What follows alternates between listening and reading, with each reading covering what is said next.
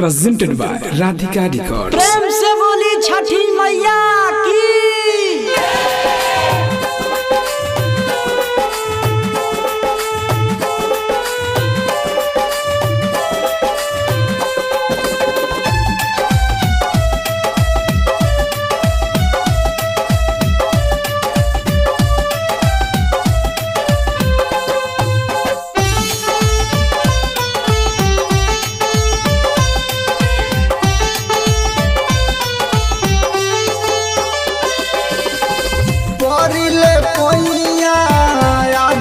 सोनिया कोई दीना भोर परिले पैया आदित गोसैया कोई दीना भोर तीन दिन के मुगलती भैया करेली कर जोड़ हो परिले पैया आदित गोसैया कोई दीना भोर पड़िले पैया आदित गोसैया कोई दीना भोर।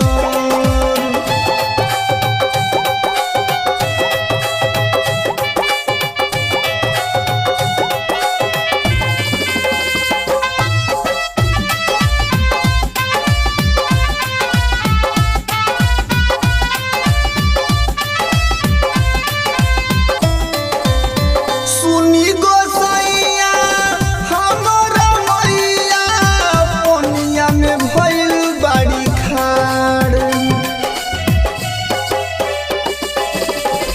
थर थर कपत बाड़ी लागत बड़ुए जाड़ हो केरवा के पात पर उगिना घाट पर करी बिहिया जोर परिले पैया आदित गोसैया कोई दीना भोर।